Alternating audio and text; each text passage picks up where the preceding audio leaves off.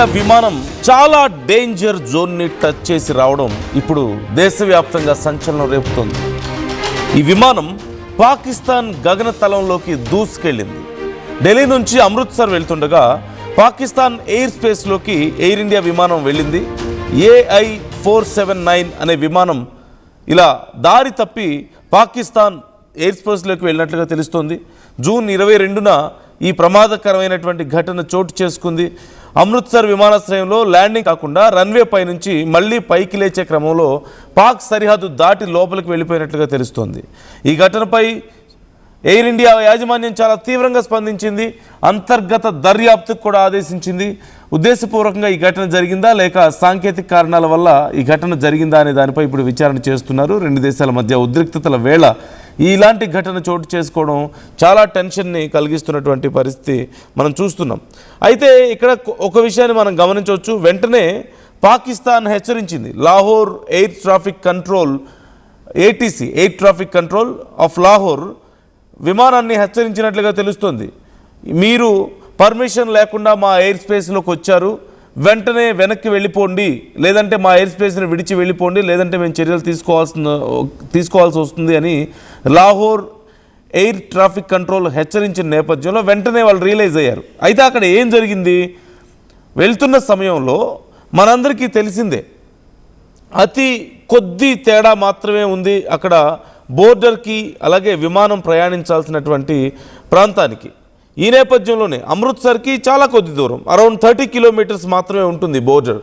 ఈ నేపథ్యంలో ఒక చిన్న యాంగిల్ డిఫరెన్స్ వచ్చినా సరే, విమానం ఎగిరేటువంటి యాంగిల్ కొద్ది డిఫరెన్స్ వచ్చినా సరే అది చాలా ఎక్కువ దూరం ప్రయాణించాల్సి వస్తూ ఉంటుంది. జనరల్గా నావిగేషన్లో మనం చూస్తూ ఉంటాం, ఒక చిన్న 0.1 degrees or 2 degrees డిఫరెన్స్ వచ్చినా, లేదంటే 1 degree డిఫరెన్స్ వచ్చింది అంటే పూర్తిగా ఆ నౌక వేరే ఖండాలకే వెళ్ళిపోతూ ఉంటుంది.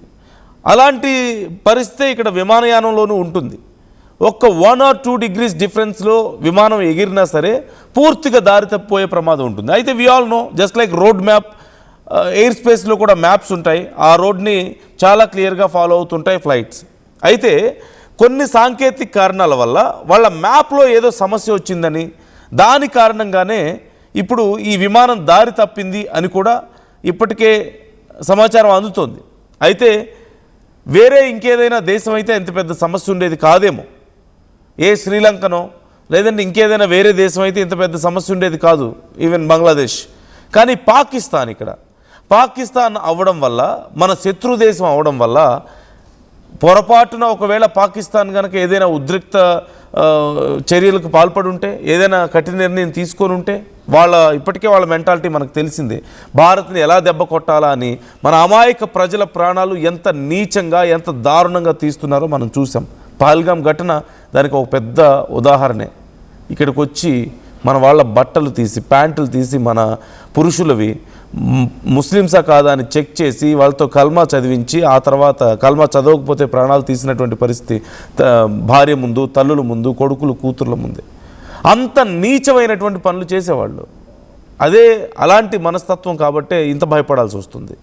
ఈవెన్ ఇప్పుడు ఎయిర్ ఇండియా కూడా ఈ అంశానికి సంబంధించి చాలా సీరియస్గా కన్సిడర్ చేసినట్లుగా తెలుస్తుంది. అసలు సమస్య ఎక్కడొచ్చిందని దీనికి సంబంధించి ఒక విచారణ కూడా ఆదేశించింది. భారతదేశం కూడా ఈ విషయాన్ని చాలా సీరియస్గా కన్సిడర్ చేసింది. ఎట్టి పరిస్థితుల్లోనూ మరొకసారి ఇలా జరగకూడదు, అండ్ ఇప్పుడు ఇలా జరగడానికి కారణం ఏంటి, దీనికి సంబంధించి ఏం చర్యలు తీసుకుంటున్నారు అని ఎయిర్ ఇండియాని కూడా ఇప్పుడు యాజమాన్యాన్ని ప్రశ్నించే పరిస్థితి కనిపిస్తుంది. అయితే ఇంతకుముందు మనం మాట్లాడుకున్నట్లుగా వేరే ఏదైనా దేశం అయితే ఇంత పెద్ద సమస్య కాదు. It's very common.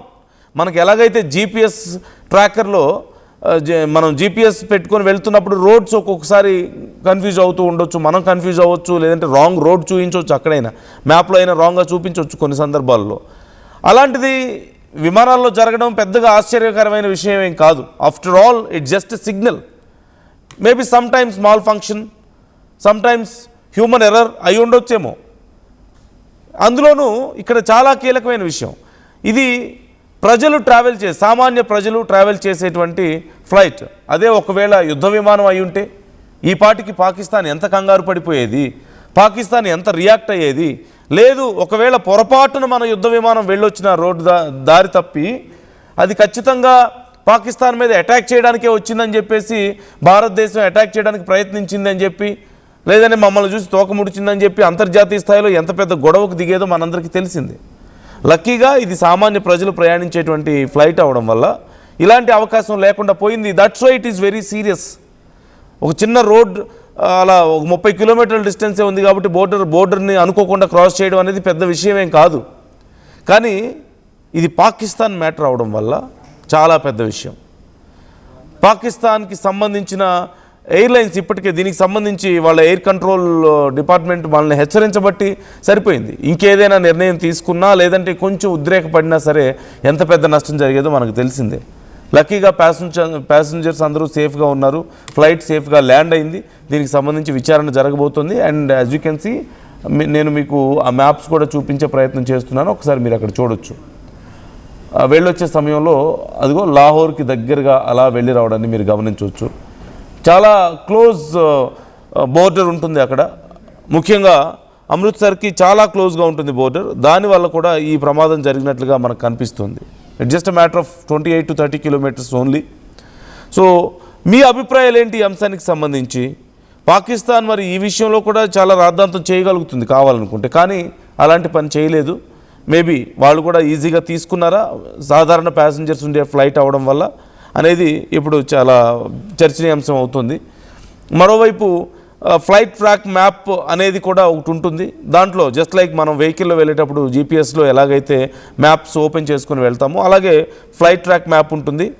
సో వాళ్ళు ఆ పర్టికులర్ రూట్లోనే వెళ్ళాలి. ఒకవేళ పక్కకి వెళ్తే మరొక ఫ్లైట్ని గుద్దుకోవడమో, లేదంటే దారి తప్పి చాలా ఎక్కువ దూరం వెళ్ళిపోయి ఫ్యూయల్ సరిపోక సమస్య రావడమో, ఇంకొకటి చాలా మోర్ ఆఫ్ టైం వేస్ట్ కావడం, ఇలా చాలా సమస్యలు ఉండే అవకాశం కూడా మనకి ఉంటుంది. సో కొన్ని సోర్సెస్ ప్రకారం చూస్తే సరిహద్దు కేవలం 15 కిలోమీటర్స్ దూరంలోనే ఉంది, వాఘా అటారీ సరిహద్దు ప్రాంతం. సో విమానాశ్రయం నుంచి జస్ట్ 35 కిలోమీటర్స్ అవే అని చెప్పి చెప్తున్నారు. సో ఈ ఘటన ప్రస్తుతానికైతే ఈ ఘటనలో ఎలాంటి నష్టం జరగకపోయినప్పటికీ కూడా ఈ విషయం మీద కూడా పాకిస్తాన్ ఖచ్చితంగా అడుగుతుంది ఏం జరిగింది అని. భారత్ సమాధానం చెప్పాల్సి వస్తుంది. ఆ విమానయాన సంస్థ దీనికి సంబంధించి సమాధానం చెప్పాల్సి వస్తుంది. అండ్ చాలా చిన్నదే అయినప్పటికీ విషయం, it is very important. Flight విషయంలో ఒక చిన్న మ్యాటర్ కూడా 1 minute డిలే ఆర్ ఒక చిన్న 1 degree of angle difference is very important. But ఇంకేదైనా దేశం అయితే అంత డేంజర్ కాదు. కానీ as we already discuss, it's Pakistan, మన శత్రు దేశం. And luckily it's not fighter jet. So try to comment your opinions. మీ అభిప్రాయాలు ఒకవేళ ఈ అంశానికి సంబంధించి ఏమైనా ఉంటే కామెంట్ చేయండి, మాతో షేర్ చేసుకోండి. ఒక్కసారి నేను ఇప్పటికే మీకు ఆ మ్యాప్ కూడా చూపించే ప్రయత్నం చేస్తున్నాను.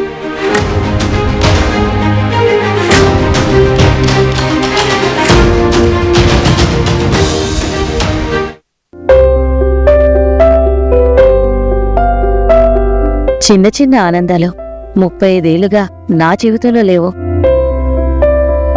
35 ఏళ్లుగా నేను డైపర్లలో బ్రతికాను. 6 సెంటీమీటర్ల ఫిస్టులా నా మూత్రాశయంలో లీక్ కారణమైంది. ఎవరూ నాకు సహాయం చేయలేకపోయారు. ఏఐఎన్యూలో వైద్యులను కలిసే వరకు. అక్కడ వారు రోబోటిక్ శస్త్రచికిత్సతో నాకు పరిష్కారం ఇచ్చారు. వారు నా ఆత్మవిశ్వాసాన్ని కూడా తిరిగిచ్చారు. Precision care makes it possible. The Center for Robotic Surgery at AINU